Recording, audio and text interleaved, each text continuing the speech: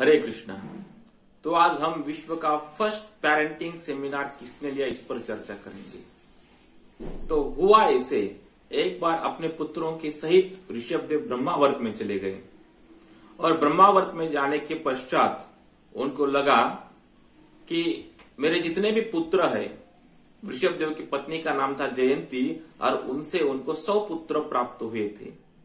तो ऋषभदेव अपने सभी पुत्रों के साथ ब्रह्मावर्त चले गए थे और ब्रह्मावर्त में जाने के बाद उनको पता चला कि मेरे पुत्र सत्व गुण में स्थित है और यह जो वातावरण है ब्रह्मावर्त का बहुत अच्छा है।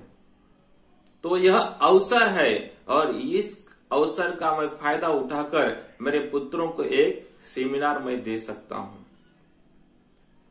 तो ऋषभदेव अपने पुत्रों को संबोधित करते हुए बोले कि नायम देहो देह बाजम लोके कष्टान कामान अर्हते विड़भुजाए तपो दिव्यम पुत्र का एन सत्वम शुद्धेद यस्मात् ब्रह्म सौख्यम तो अनंतम। अपने पुत्रों को कहते थे कि न आयम देह भाजाम नरलोके, ये जो आपको देह प्राप्त हुआ है नरलोक का, तो यह देह कष्टान कामान अर्हते विड़भुजाए, कष्ट करने के लिए, काम वासना में डूबे रहने के लिए या फिर सुकर या कुकर ऐसा काम करने के लिए प्राप्त नहीं हुआ। तपो दिव्यम पुत्र का एन सत्वम, तो यह देह तपस्या करने के लिए प्राप्त हुआ है और तपस्या करने के पश्चात जो उसका फल है ब्रह्म सौख्यम तु अनंतम, ब्रह्म सौख्य, ब्रह्म का सुख प्राप्त करने के लिए यह देह प्राप्त हुआ है। तो इसलिए आपको जो देह प्राप्त हुआ है वह बहुत कीमती है और इस प्रकार से इस देह को सही मार्ग में लगाना बहुत महत्वपूर्ण है।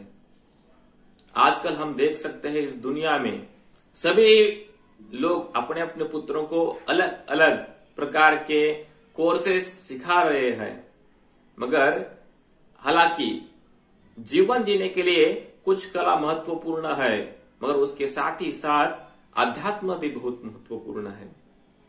हम अपने पूर्वजों से सीख सकते हैं कि किस प्रकार से अपने पूर्वज अपने संस्कृति का ज्ञान अपने पुत्रों को देते थे, तो उसी प्रकार से हमें भी यह करना चाहिए कि अपने पुत्रों को अपने संस्कृति का ज्ञान, उसके साथ ही साथ अध्यात्म ज्ञान देना बहुत महत्वपूर्ण है और देना चाहिए। भौतिक ज्ञान के साथ साथ आध्यात्मिक ज्ञान पे देना बहुत महत्वपूर्ण है और इसी से ही एक जीवन परिपूर्ण बन सकता है, इसी से ही एक व्यक्ति का जीवन सुखमय और शांतिपूर्वक बन सकता है। हरे कृष्णा।